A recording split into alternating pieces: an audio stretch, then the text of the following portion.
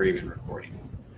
All right, again, welcome everyone. Thank you for joining our VEP session. I think we quit counting them a long time ago, but this is one of many. So thank you for joining. It'll just be a quick one today because it is just going to be me. Adam is out. I think he's trying to squeeze in one more camping trip before school gets going up too much. Maybe two more camping trips. Who knows? So you'll just get me today. And I don't have a real specific agenda. So I got a couple of things that I do want to talk about. But I'll go ahead and put it out there if anybody wants to put some information into the chat that you want me to talk about. We'll do that. But I'm going to cover just a couple of things really quickly. First of all, again, I know we're a broken record. We're beating a dead horse. We're, same song, 14th verse, whatever analogy or catchphrase you want to put with that. Schedule those lessons learned meetings and put those in that context. So our strong recommendation is not just a QBR, but focus it as a lessons learned. So let me give you a little twist and color on this. When you have been perceived by your customers to operate in one manner, that manner maybe being just Mr. Fix-It or being very reactive. Maybe it's not all of your customers, maybe it's just some of them. Maybe it's only to a small degree, maybe a larger degree, but whatever it is, your customers, your existing customers at least, probably see you as one way. And I personally understand your challenges when you try to make those changes, when you try to see your customers get to see you in a different way, when you try to make that change in your organization. Or maybe it's not necessarily a change, you're just trying to get them to adopt something that you're doing, especially those customers that are just, I don't know, they're just a little more challenging than some of your other ones, right? You need some sort of catalyst to activate that change. And these lessons learned are a great catalyst engagement. I mean, this is, if there was ever a better time, now is a great time to call your clients up and say, hey, given all that's gone on in the economy and our marketplace, your business, our state, our community, whatever, everything, any way you want to slice and dice that, right? Given everything that's going on, we'd like to sit down with you and have a lessons learned exercise. We've been doing this with several of our other customers, and we want to roll this out and really sit down and talk strategically with you about how technology is helping your organization, how it's facilitating what you guys are trying to get done. And that's an easy conversation to have. Now, you've heard Adam and I both talk about the SWOT and how we're just all head over heels with the SWOT analysis, and I get it. When you try to have, perhaps some of you with at least some of your clients, when you try to have that conversation, trying to schedule that SWOT, you get the, here's my Texas term. You get the calf looking at a new gate sort of deal, right? So, your client's just looking at you going, huh? We're going to do a what? I thought we were going to talk about servers, right? So, you have a great opportunity here to change the narrative, to change the perspective, and get yourself out there as a technology strategically focused organization and not just Mr. Fix-It. All right, so I'll try not to go too far down that path because I know we keep saying that over and over, but I did want to kind of really focus on that element of, hey, if you've had difficulty setting the stage, getting geared up for more strategic meetings, these lessons learned could not be an easier way to help you break the ice and get those meetings rolling. Follow up to that, you don't have to go in with a sales pitch, but I can, it's people, so I can't offer any 100% guarantees. But, I could almost guarantee that if you sit down in that meeting, lessons learned, don't put your sales hat on, all right? Don't be prepared to quote anything, right? Just listen to your client, listen to what they want, discuss, have a conversation, right? have a conversation about what's working, what's not working, what are some things that they might want to tweak and do. And I can, like I said, I almost guarantee you, you're going to come out of that meeting with a project. Getting comments in the chat here about yes, you can do this. It's an easy conversation to have, and don't we get some challenges too. People want to prepare a report. Do we do the COVID 2.0 report? Isn't there a COVID 3.0 coming out? Well, yes, there's a 3.0, but we're not going to call it COVID. All right, so just heads up on that. There will be a distributed workforce report coming out. It's going to evolve a little bit from the COVID 2.0 report. All right, but leave all that aside. All right, these are one of the instances where you can show up and you can be Adam. Show up with your dry erase marker. All right, he carries one in his pocket. He's out fishing right now, and I don't know. There's like a 1 in 5, 1 in 4 chance he's got a white marker with him, or a whiteboard marker with him. Okay, so that's his nature. But maybe it's not yours. Maybe it's just a Big Chief tablet and a number 2 pencil. Great, take it and run with that. Okay, you don't need a lot to just sit down and have this conversation about lessons learned. And I strongly feel you will come out of that with a good list of opportunities to generate more revenue for your organization, and a lot better understanding of your clients, and your clients are going to begin to see you in a new light, appreciate more services, see more of the value that you can bring to the table long term, and that can only help you out. So again, I said I wasn't going to keep doing that, and I did it. All right, sorry about that. Lessons learned, have those, get those on the calendar as soon as possible. If you don't have them scheduled, today's Thursday, so you have just enough time to schedule them for next week. Don't put them off any longer. Okay.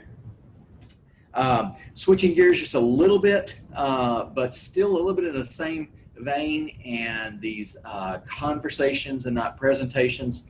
SWOT may be a big challenge. Maybe the lessons learned, you've already done that. Or you're trying to have, maybe you're having some more, regular engagements. You've been able to keep a cadence with your guys. Start focusing on business questions. And so here's just my tip of the week or whatever. This was, nothing in particular. And I had to say, I had this conversation with one of our attendees last week, and I've been thinking about it. It's been stewing on my mind. Ask 2 questions. Right? Some of you guys may have heard me say this before. But there's a great, simple way to kick off a mini strategic workshop, a mini, strategy session, and just ask 2 questions. First question: what's the number 1 source of revenue? All right, and that's an easy question to ask. And this is a good salesy kind of one. When you're initial onboarding, engaging with clients, ask them, what's your number 1 source of revenue? And then, get them to talk about that a little bit. Some of them, it's really obvious. They're like, well, duh, we sell asphalt. Okay. All right. But, is it just asphalt sales, or is it, the delivery of asphalt?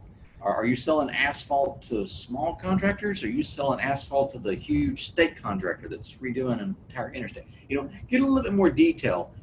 What is your number 1 source of revenue?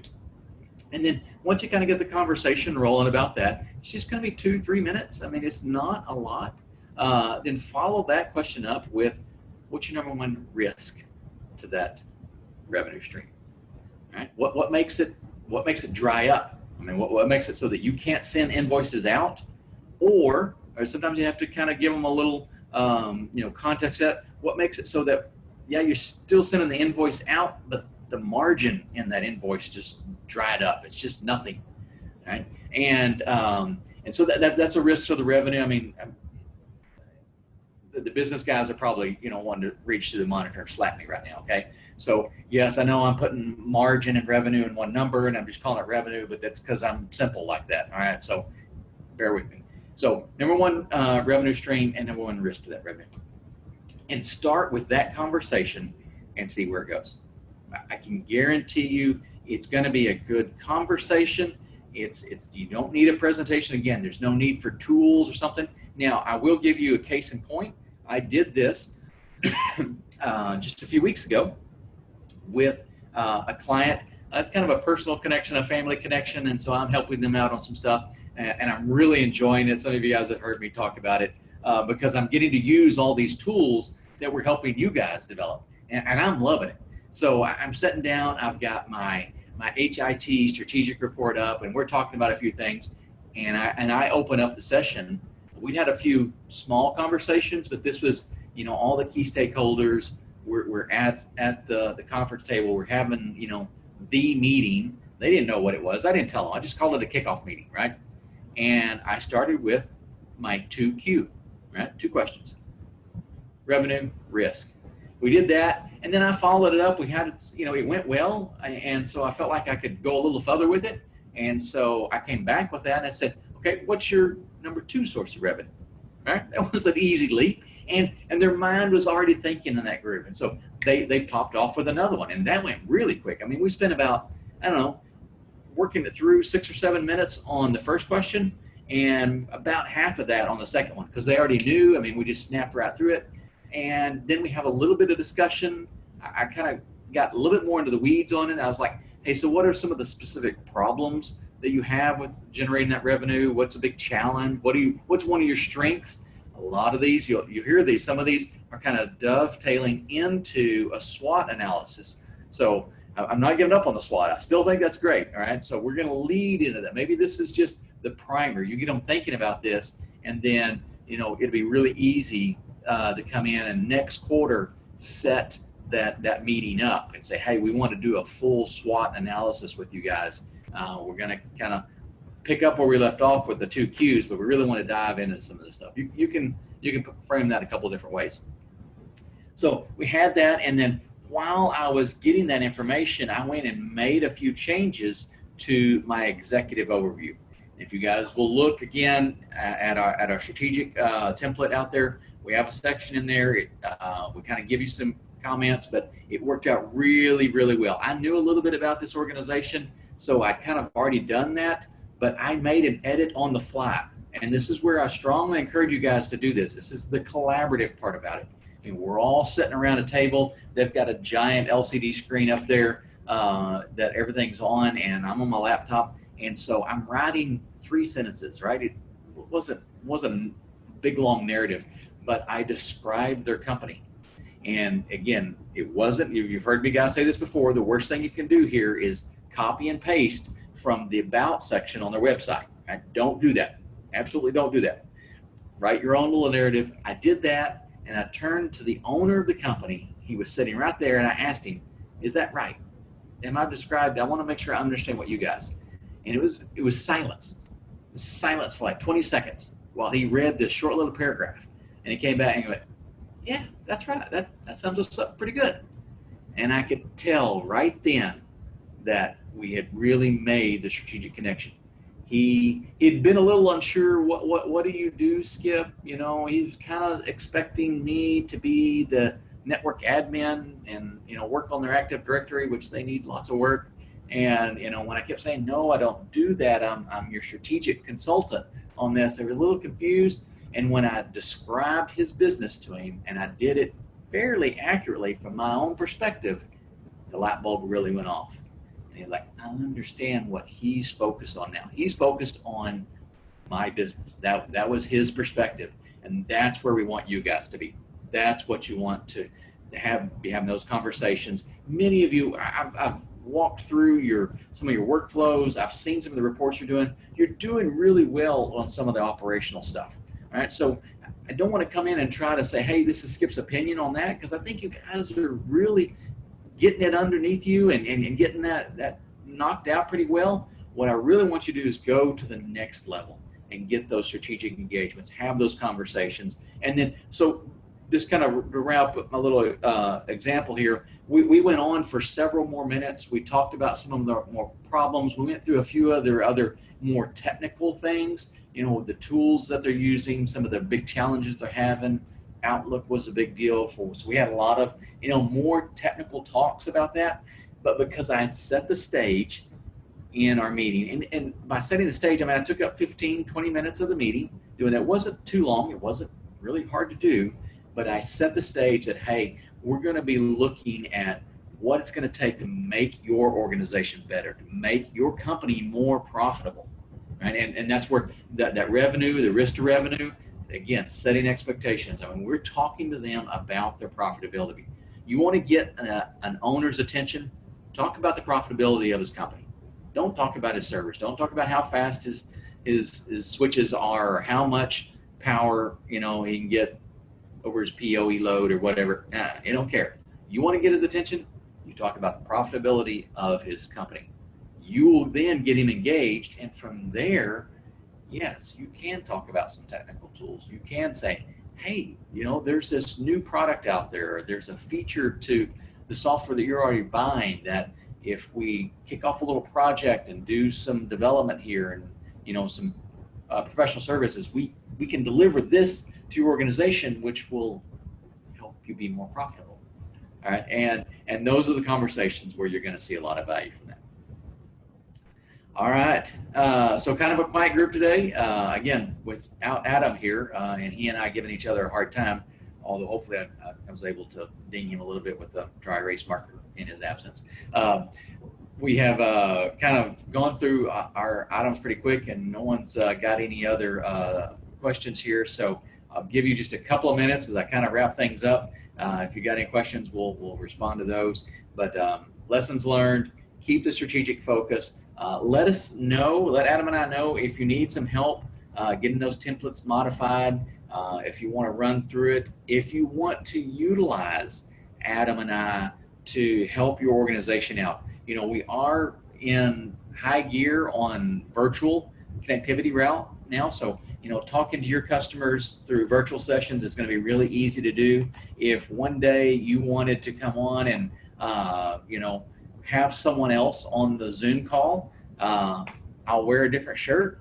We'll take off the Humanize IT off of our deal here, and we can be one of your staff members, or we can be a third party. However you want to set that up with your clients, we can do that. Adam and I are more than happy to help you guys out and shadow you guys, or have you kind of shadow us. We can work. We've had several conversations with different clients about that and doing things for their customers through them. So we are very happy to help you out in that aspect. I've got a question here.